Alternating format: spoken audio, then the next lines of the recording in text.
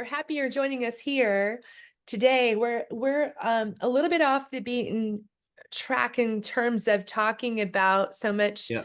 McBain this week. We've had some interviews. We have some more coming up with Richard McBain of McBain this week. But as we've talked about before, we might jump around a little bit, and it's not just that we can only talk about whatever clan we're spotlighting in the month. We're doing a lot True. about with McBain, but we've had some requests, and we just want to thank people. Thank you for chiming in.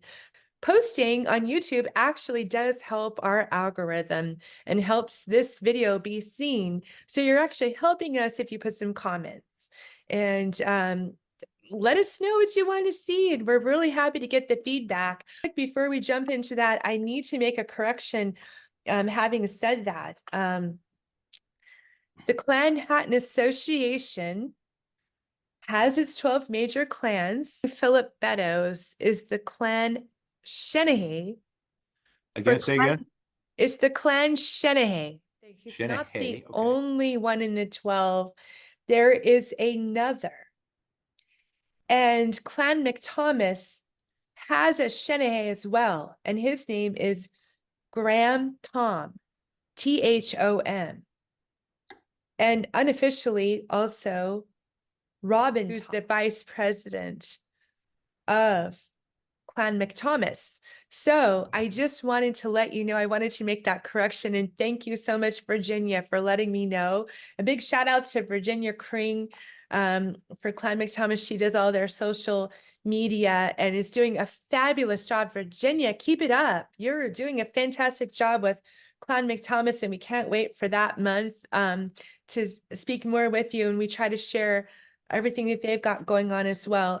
But please chime in if you're with another clan, if you're helping with social media, if you want to get more information. And it doesn't matter if you want to know more about the McBains, because it's March McBain month. If it's anything at all, chime in. So Ray, you also got some requests, and so we're going to go ahead and honor those. I did. I did. Also want to say hi to Virginia Kring. Also, I know who you are, Virginia, and thank you so much. I'm in contact with you now and then, and thanks for doing what you do. Thanks to everyone who does anything for any of the clans that we don't know yet. We'd like to meet you and find out what you do. Yes, Right. and through this YouTube channel too, I'm getting people communicating on our social media that want to convene in other parts of, well, Canada and the United States. And that's lovely. So keep those requests. If you have an interest in convening at one of your local Highland games and Ray and I aren't there, or Diana's not there, or if you're convening for one of the other 12 major clans and Clan Hatton is not represented, and you want to go ahead and represent for Clan Hatton as well, message me, contact me through YouTube, instant messenger, and I will get back to you on that, or leave a comment below. But we are very appreciative. We want to have a big outreach and Right. yes. So Yeah, so I've gotten a request from I believe this man's a McBain, Will Slater. Hi, Will. He's in Ohio, I believe. Will, I hope I get that right. He asked me about the Battle of Harlaw, which some people have mentioned to me that a lot of McBains were lost there and such. I couldn't find a lot about that. I'm sure that's a fact, and other clans as well lost many men there. Hi, everybody. I just wanted to make this quick little video insert for this week's Cats and Coffee, just to make some clarifications. And thank you, Philip Beddoes. If everyone hasn't seen his interview below, or our conversation, I should say, I'll link it here. Philip Beddoes is the Clan Shenehey for Clan McBain. And yes, by the end of March, we are all going to be pronouncing Shenehey correctly.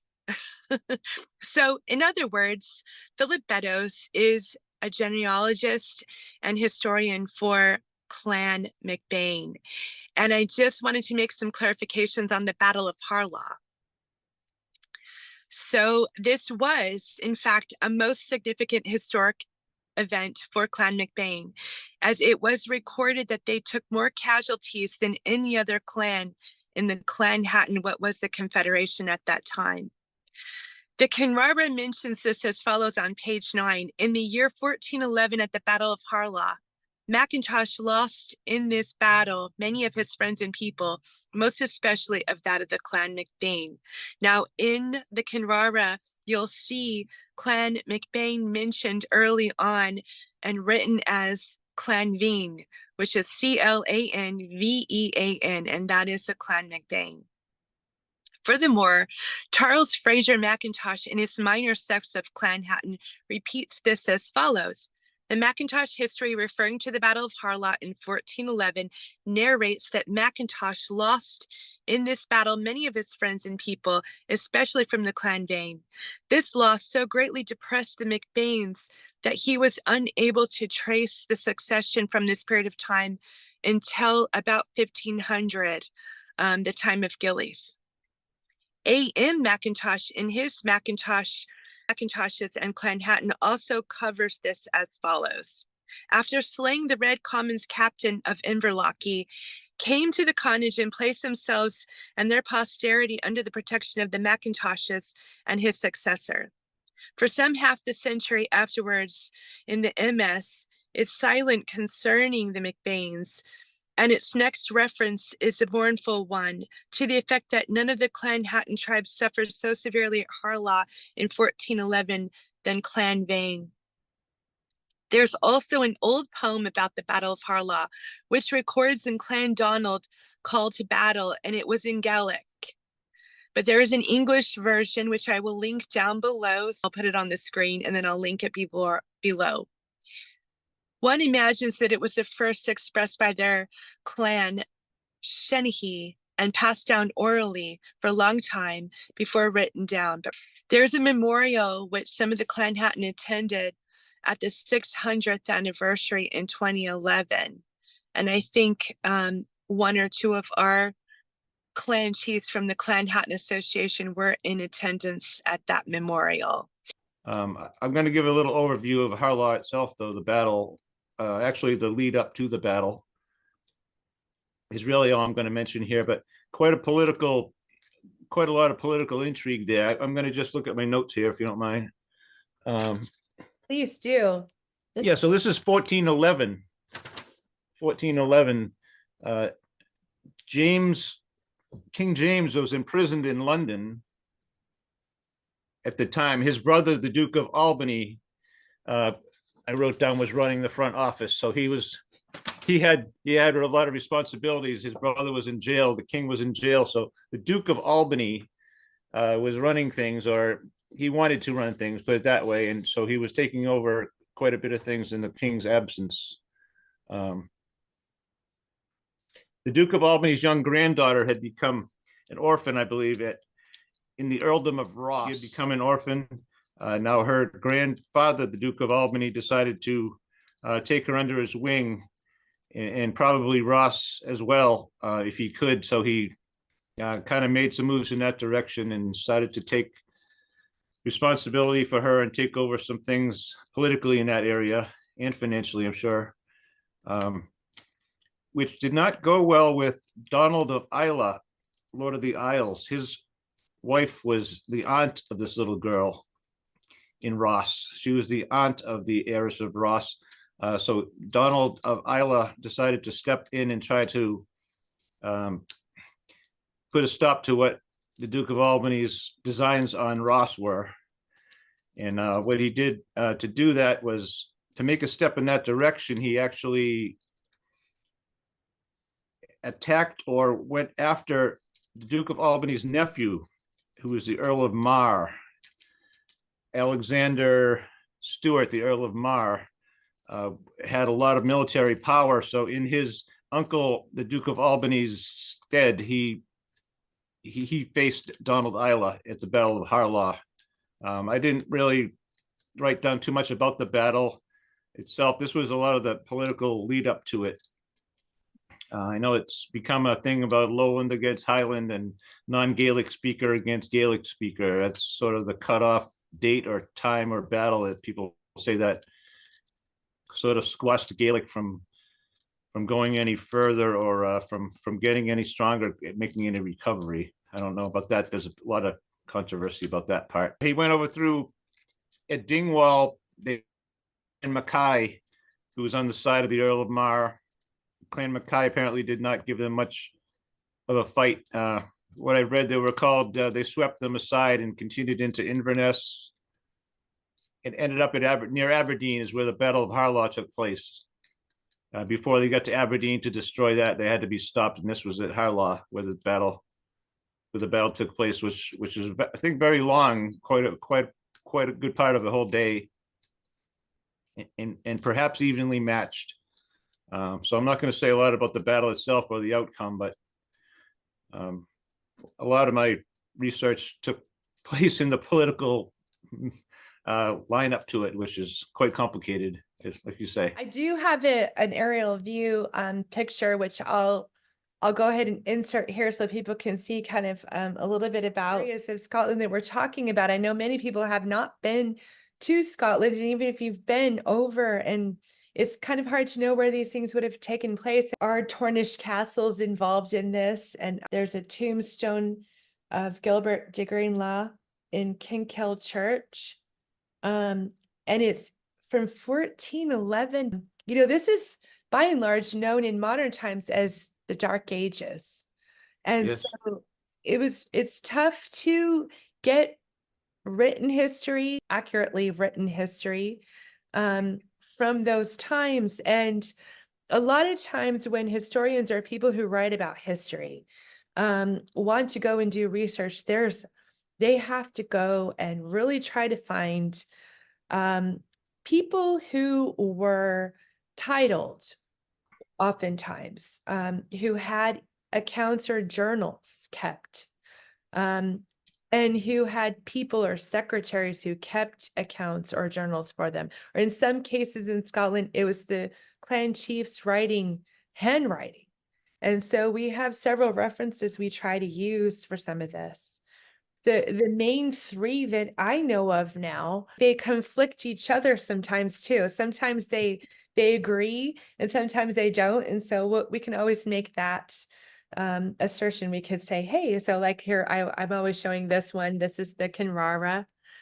Just because it's McIntosh, you have to remember in the days of the Clan Hatton Confederation, the chief of McIntosh was the chief of Clan Hatton for many, many years. And so you're going to find a lot of information about all the clans of Clan Hatton throughout this whole book. And then you have the Farr manuscript and you have the 1467 manuscript. And as far as I can understand it, these are like the ones that are written. These were originally written by hand, and then they had to be translated to some degree. Some were written in English, some were written in Latin. So it's interesting. We have to go back and kind of read through them. I'm trying to get my hands on the Farr manuscript right now so that I can cross-reference it with the Kinrara. But you know, there's discrepancies through these. And unfortunately, the references that were used to compile this information were all lost. So they can't be checked. So all we can really do is pull out those other two manuscripts and try to look at them. And I'd like to look at the 1467 manuscript, and that's in Edinburgh. And Hey, we need to get a Shanahay on that assignment. Okay. we need to do that so that we could get going, because it's rather complicated. And you know, maybe when I retire, I'll have a lot of time to really go over everything. And also the journals, the Clan Hatton Association journals. So now in modern times, Clan Hatton is an association. If you've watched this channel, if you're affiliated, you know that. And the current association is about 90 years old, 91 this year. We get together and we discuss history, we learn about history, and we socialize. So and that's why we're here. But in previous centuries, they banded together for protection, as we always talk about. It's really tough to get the history, Ray.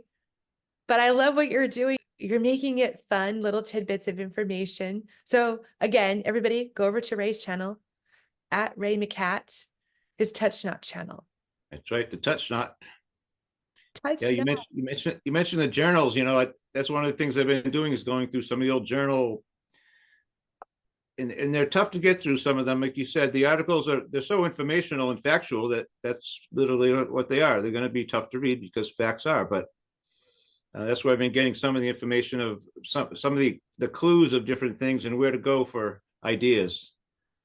Those journals are just sitting there and they're packed with things. And I don't want it to all stay there in the back of a journal that no one, I know they're available to get copies and such, but like you say, it's not the kind of thing that people read these days. It's too bad, but we need to unlock it and maybe present it in a different way if we can. Currently, the Clan Hatton Association, if you are a member, there's an area on the website you can log into to get the journals. And I am trying to get permission because I don't want to step on anyone's toes to take excerpts from those journals. Hopefully we'll have some permission very soon to share some of the information that's in the journals. But for now, like the Kinrara, I'll just read a little bit about what this is. Please do, please do. So it's written by its author here. In the Chronicle of the Family of McIntosh to the year 1680, the Kinrara. This is by Lachlan McIntosh of Kinrara, edited by Jean Monroe. And in here, he writes, this is the genealogy of the family of McIntosh from their original until the year Christ 1680, with some brief chronological observations relating thereto.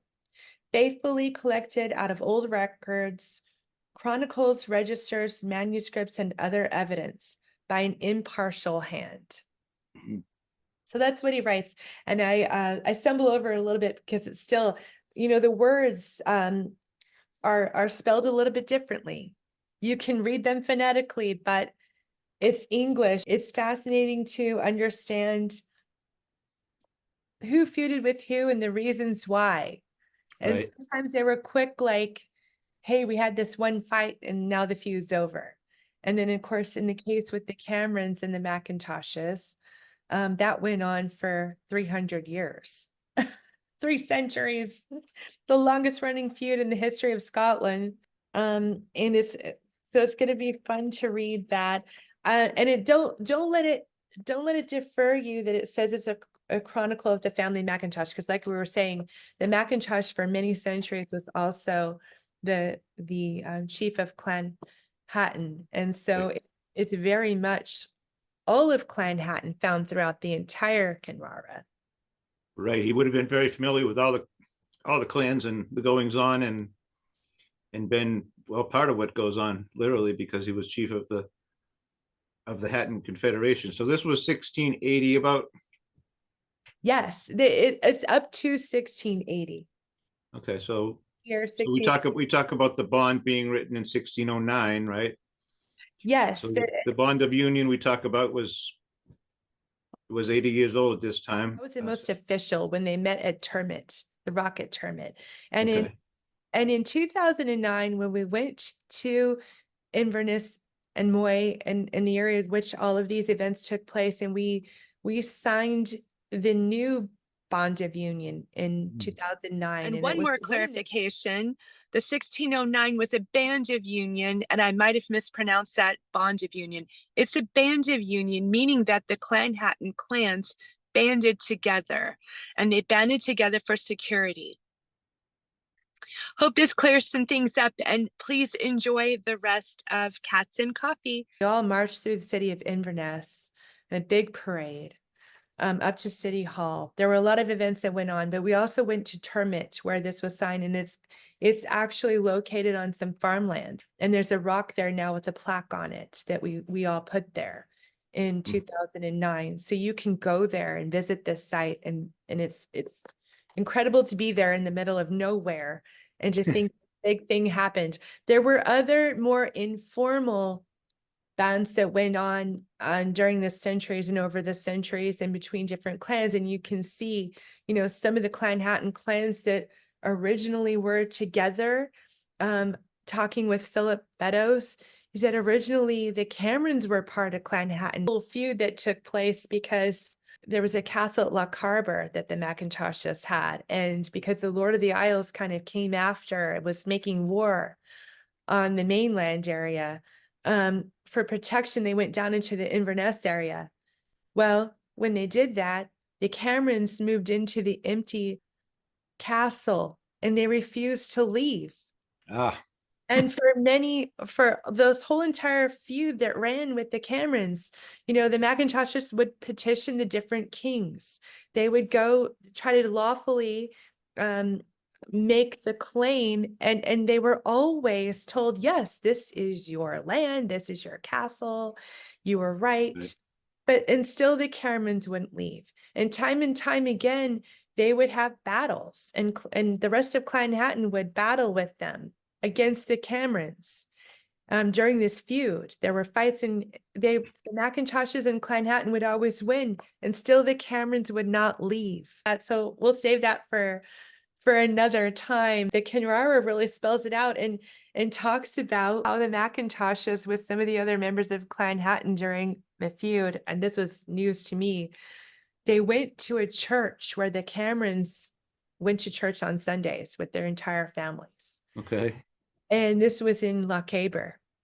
And they knew the Camerons were going to be in the church for Sunday service, and their whole families were in there. My reaction to that is, oh my goodness, what? I couldn't believe that. That's not a story that people talk about. That's in the Kinrara. There's so many things that went back and forth during that feud, bad things on both sides. Right. Yeah, it's nothing you want to call the newspapers about, I suppose, but I'm sure that happened. Ray, what have you got coming up in terms of activities? I know that you've got a couple things coming up, and we talked about it last week, but let's talk again just to make sure people Sure. are making arrangements, getting tickets, getting interested. Yeah, sure. So there's a tartan ball at Andover, Massachusetts, April the 6th, which is Tartan Day, April 6th, Saturday night. Andover, Massachusetts at the Indian Ridge Country Club. There's a group called the Scots Charitable Society and the New England Center for Scottish Arts. They're getting together and they're running a tartan ball. And they're both great nonprofit groups in New England. So trying to give them a boost and plug in this all I can. That's April the 6th. And then April the 20th, Salem High School. The Chestnut Channel will be there, the Clinton Hatton Association, we're all one anyway. After that, June the 15th will be the No Fame Games at Milford, Massachusetts. Followed by June 29th, Charlestown, New Hampshire, also the No Fame Games, a new event up there at Old Fort number 4. So that's the rundown of the next 4 events. The 2024 Las Vegas Highland Games is coming up April 13th and 14th at Craig Ranch Park. This is a new location for us here. Las Vegas is an interesting place. The Strip and everything that you think about when you think of Las Vegas is kind of a bubble. It's a whole world in and unto itself. It's a bubble. People come and go from all over the world constantly, 24 hours a day. There's lots of different attractions that you wouldn't even imagine unless you came here and you've been here before. And then there's everything outside of the Strip, and we people who have homes here and lives here, that all the way around, that's a completely different lifestyle and way of life. If you come to Las Vegas Highland Games, there's many other things for you to do. Relatively inexpensive to fly in and out of Las Vegas. So it's a good games to come to. You want to come and join us here for that, April 13th and 14th. And then also the Inverness Celtic Society puts on an event every year closest to the Saturday in April to the Culloden Battle, which was April 16th. So this year, that Saturday falls on April 13th. You will be hearing some more history and information about the Culloden Battle and Clan Hatton's role in that battle from Philip Beddoes and Denise and Donald as well, who will be going and placing a wreath at the cairn on the battlefield on that day to commemorate the sacrifices that the Clan Hatton Confederation at that time made. Clan Hatton as a confederation lost more people in that battle of any other clan, with the clan name at the front of the stone. And we'll show some of those so you can see those. And we're going to hopefully get some coverage, video coverage of that event at the Culloden battlefield. It's a very humbling, emotional event. And the clans all place wreaths at that cairn. That was the pivotal moment I was discussing with Philip, perhaps in clan history, Scottish clan history. The clan system was absolutely done at that point. It had been on its way out, and faltering for some years. And of course, there were 2 Jacobite uprisings, and that was the second and the final. It kind of was the last straw that broke the camel's back, as it were, for the clan system and the clan way of life. And so it was a pivotal moment in Scottish history, and we lost, as a clan Hatton was the Confederation, now the Association, lost the most people in that battle.